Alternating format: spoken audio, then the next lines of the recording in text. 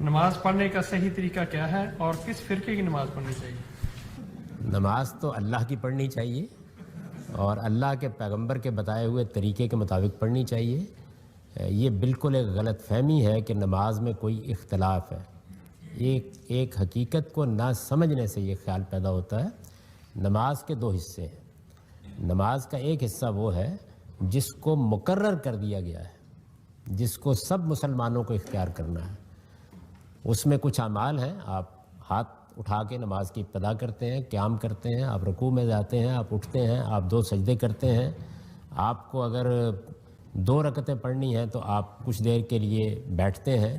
اگر آپ کو نماز ختم کرنی ہے تو آپ منہ پھیر کر نماز ختم کر دیتے ہیں۔ یہ اعمال ہیں نماز کے جو مقرر کر دیے گئے ہیں۔ پوری مسلمان امت میں کسی فرقے میں کسی گروہ میں ان میں کوئی اختلاف نہ کبھی ہوا ہے نہ ہے۔ پھر نماز کے اذکار ہیں جو مقرر کیے گئے ہیں۔ وہ کیا ہیں؟ آپ کو اٹھتے بیٹھتے ہوئے اللہ اکبر کہنا ہے، رکوع سے اٹھتے ہوئے سمع اللہ لمن حمدہ کہنا ہے، آپ کو جب منہ پھیر کے نماز ختم کرنی ہے تو السلام علیکم ورحمۃ اللہ کہنا ہے۔ یہ نماز کے اذکار ہیں، کبھی ان میں کوئی اختلاف نہیں ہوا۔ سب گروہوں سب فرقوں کے اندر اسی طرح سے یہ ادا کیے جاتے ہیں۔ یہ نماز ہے جو اللہ کے رسول صلی اللہ علیہ وسلم نے مقرر کی۔ اس کے سوا اب آپ کو باقی کیا کرنا ہے؟ رکوع میں کیا پڑھیں، کچھ پڑھیں یا نہ پڑھیں، سجدے میں کیا کریں، جب آپ بیٹھتے ہیں 2 رکعتوں کے بعد یا آخر میں بیٹھتے ہیں اس میں کیا کریں؟ حضور نے فرمایا کہ دعا مناجات جو تمہارا جی چاہتا ہے کرو، اردو میں کرو، پنجابی میں کرو، انگریزی میں کرو، جس میں چاہے کرو، کوئی ذکر مقرر نہیں کیا گیا۔ تو یہ وہ دائرہ ہے جس میں اختیار دیا گیا ہے۔ اختلاف اس میں ہوتا ہے، ہونا ہی چاہیے۔ یہ دیا ہی اس لیے گیا تھا اختیار، تاکہ نماز 2 چیزوں کا مجموعہ بنے، ایک مقررہ اذکار اور اعمال، اور دوسرے ہم اپنی طرف سے کیا کہنا چاہتے ہیں۔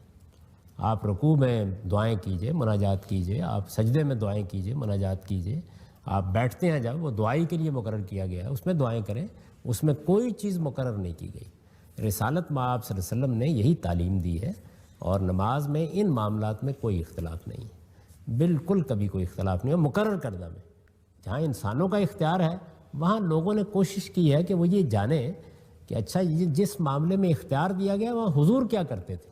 یہ ایک فطری خواہش ہے، تو اس کی تحقیق میں لوگوں میں اختلاف ہو جاتا ہے۔ درحال ہے کہ وہ تحقیق کوئی ضروری بھی نہیں تھی، کر لی تو جس کی جو تحقیق ہے اس کے مطابق عمل کر لیں، کیونکہ وہ آپ کا اختیاری حصہ ہے، وہ نماز کا لازمی حصہ نہیں ہے۔ آپ کے میرے اختیار پر چھوڑ دیا گیا ہے، آپ اس میں نماز پڑھیں۔ اور یہی وجہ ہے کہ جو حصہ دعا کے لیے مقرر کیا گیا ہے، لوگوں کو چونکہ اس میں عربی کی چند چیزیں سکھا دی گئی ہیں، وہ ان کو پڑھنے کے بعد سلام پھیرتے ہیں، پھر کہتے ہیں یہ دعا کرنی ہے۔ حالانکہ دعا کے لیے تو خود نماز تھی، وہ آپ سجدے میں کریں، وہ آپ رکوع میں کریں، جو اللہ تعالیٰ سے باتیں کرنی ہیں کریں، جس زبان میں چاہتے ہیں کریں۔ لیکن نماز کے لازمی اذکار کیا ہیں؟ وہ سورہ فاتحہ اور قرآن میں لانا، وہ ہر حال میں عربی میں ہوگا۔ اللہ اکبر کہنا، سمع اللہ لمن حمدہ کہنا، السلام علیکم ورحمۃ اللہ کہنا۔ تو یہ نماز کے لازمی اذکار ہے، اور یہ جو نماز کے لازمی اذکار میں سورہ فاتحہ اور قرآن میں لانا ہے، اس میں بہت بڑی معنویت ہے۔ سورہ فاتحہ کیا ہے؟